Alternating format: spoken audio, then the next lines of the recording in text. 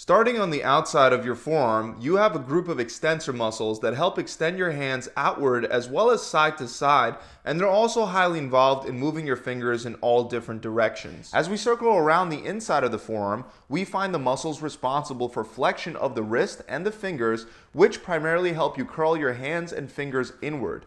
Going a little deeper, we find our pronator and our supinator muscles responsible for rotating and turning the hand in and out. Finally, we have one of the larger muscles of the forearm, the brachioradialis, and this muscle is more involved with flexing at the elbow and moving the entire forearm rather than just the hand. This complex group of muscles is what gives us the ability to move our hands and our fingers in all different directions, and our forearm muscles are involved in almost every single upper body exercise, ranging from pull-ups to lateral raises, and they're even involved in certain lower body exercises like deadlifts and lunges. So by building them up, not only will it help you develop important functions like your grip strength, but your forearms will also grow in size, which will help your arms look bigger and fuller even while wearing a shirt. So today I want to go over 9 of the best exercises you can do to target and develop your forearms. And I want to start first with one of my favorite isolation exercises for working the inside of your forearm, the kneeling barbell wrist curl.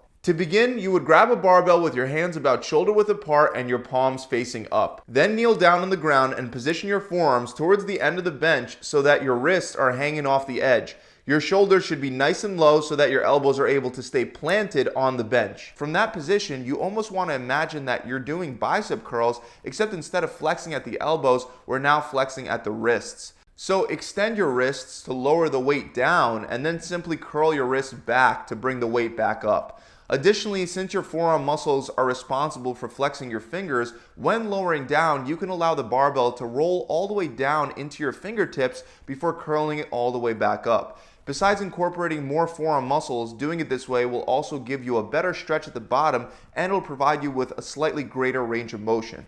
Now you can do the same exact exercise by using just one dumbbell to work one forearm at a time instead of both at the same time like you would with the barbell. This can be especially useful for those of you that feel a lot of pressure in your wrists when doing it with the straight barbell. Since the dumbbells are not connected, you'll have a slightly freer range of motion, which will take some of that tension off of the wrists.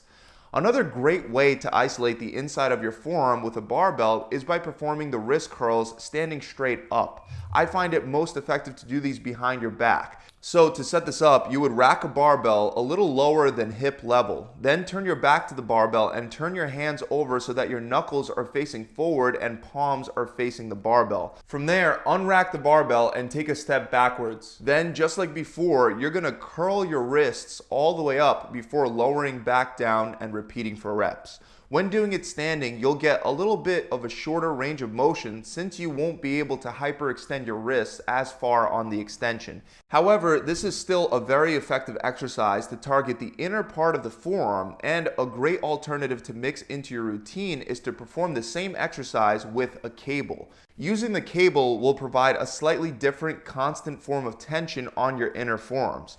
With that said, that inner part of the forearm gets plenty of work just by doing exercises like pull-ups and especially bicep curls. In fact, the inner forearm is highly involved in all of your bicep curling movements because your forearm flexors need to stabilize the wrist when performing regular curls. But the part of the forearm that doesn't get as much attention is the back part, or the outside of the forearm. And one of my favorite ways to isolate this part of the forearm is with a wrist roller. So to begin, you would unwind the rope so that it's hanging straight down, and then you would attach a weight to the bottom of the wrist roller. Then, while keeping your elbows bent, locked at your sides, and while holding your arms close to your body, you would curl one wrist up at a time, switching from side to side to slowly wrap the rope around the bar and raise the weight up to your hands. Once you get the weight up to the top, you want to make sure that you avoid making the common mistake of just loosening your grip and letting the rope unroll back down to the floor. This is because, as I'm sure you know, the negative or the eccentric portion of a contraction is the part of the movement that breaks down the muscle the most.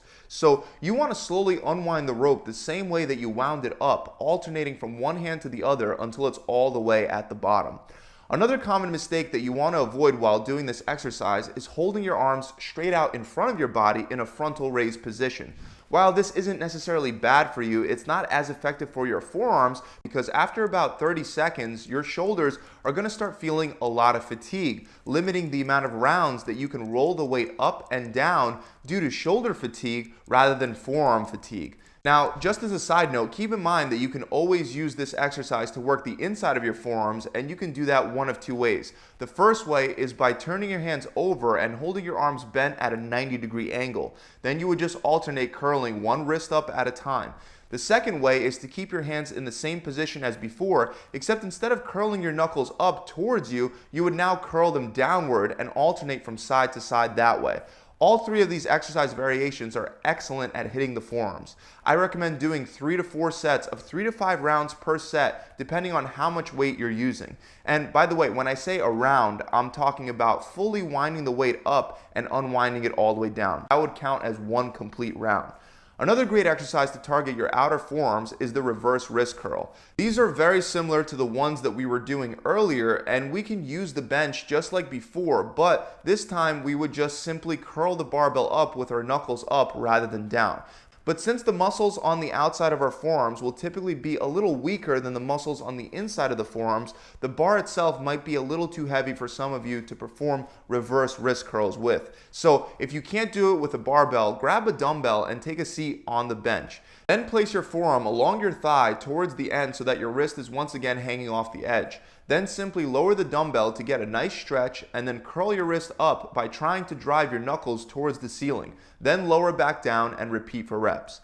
Placing your forearms over your knees instead of over the bench is actually a variation that you can do to target the inside as well as the outside of your forearms. Next, I want to move on to 2 compound exercises for your forearms, starting first with hammer curls. Anytime that you have your hand turned over in a neutral or a pronated position, you'll be able to incorporate a lot more of your forearm into the movement. Specifically, hammer curls really help to target that large forearm muscle that I was talking about earlier, known as the brachioradialis. So to start this one, you'll first want to grab 2 dumbbells and hold them in a neutral position. Then you're going to curl 1 dumbbell up until your forearm is almost vertical and your thumb will be pointing towards your shoulder. After that, you'll just slowly lower the dumbbell back down to the original starting position and switch to the other side, alternating back and forth for reps. Now, you can do these seated or standing. Both can be very effective, but you do want to make sure that you avoid some very common mistakes. First of all, make sure that you're not swinging back and forth using momentum until the last 1 or 2 reps. Also, make sure that you keep your elbows pinned to your sides and don't allow them to flare out away from your ribs or to flare in front of your body. Now, an alternative you can do that's still considered a hammer curl is the cross-body hammer curl. Pretty much everything else would stay exactly the same. The only difference is that now you're going to be coming across your body, and instead of aiming to bring the dumbbell up to your shoulder, you're going to be aiming to bring it up to your opposite pec before switching sides and alternating for reps. Another compound exercise to target your forearm is the reverse grip easy bar curl. Now, this one can be done a number of different ways. You can use an easy bar, a regular straight barbell, cables, and you can even use a bench set at an incline angle that you would lean against for an exercise known as spider curls. But the core concept for all these exercises is the same. You would grab the bar with an overhand grip so your palms will be facing down and your knuckles will be facing up. Then you would curl the weight up towards your shoulders and slowly lower back down before repeating for reps. Again, while doing this, make sure you keep those elbows at your sides and don't let them flare forward or outward. The only exception is with spider curls, since obviously your elbows will not be directly at your sides, but instead they'll be in front of your body due to the angle that you'll be performing the exercise from. Moving on, for the last few exercises, I want to show you guys not only how to build up your forearms, but also how to highly strengthen your grip. And the first way to do that is with the plate pinch. You would do this one by simply taking 2 weighted plates. 5 or 10 pound plates are great to start with. Then you would stack them side by side so that the smooth sides of the plates are facing outward. And from there, you would just hold these 2 plates sandwiched together in your hands for 45 to 90 seconds or until you hit failure and just can't hold them anymore.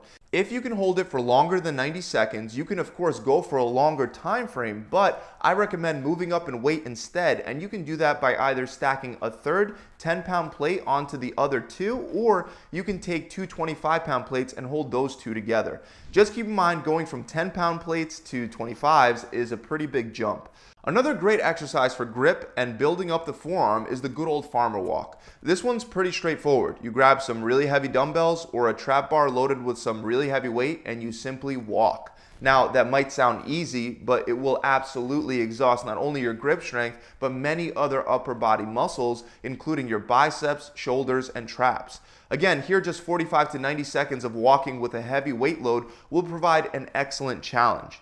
The last exercise that'll help your grip as well as your forearms will require the use of grippers. You can buy a bunch of different grippers by going with a brand like Captains of Crush, where each gripper will provide its own resistance level ranging from a light amount of resistance to a very heavy amount of resistance, so you can progressively work your way on up. This was the go-to way to strengthen your grip over many years, but nowadays there are products that allow you to adjust the resistance level so you can have a light, medium, and heavy resistance level all in one gripper. But regardless of which you go with, the exercises perform the same exact way. You would simply try to crush the gripper and squeeze as hard as you can before slowly opening your hand to return back to the starting position.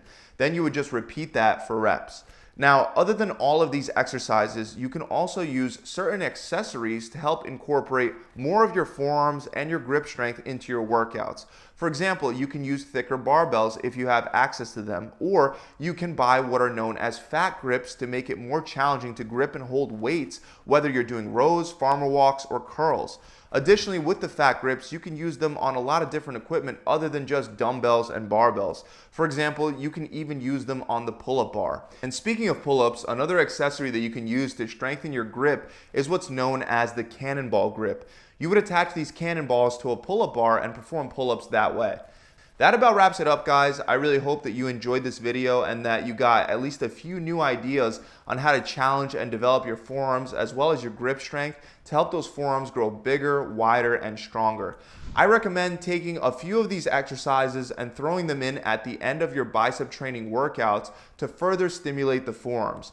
Remember to subscribe to the channel and hit that bell icon. And also, if you're looking for a done-for-you program that'll help you develop not only your forearms, but other muscles in your body like your chest, back, shoulders, and legs, and you want to skip all that trial and error, just visit my website where we have challenges designed to help you achieve your body transformation goals, whether that be building muscle or burning fat. You'll get a customizable meal plan that'll change as your metabolism adapts and changes throughout the entire program. You'll also get a full workout plan with a full video exercise library so you're never left confused, as well as a recipe book and an accountability coach that'll be there to guide you through the entire process, and much, much more.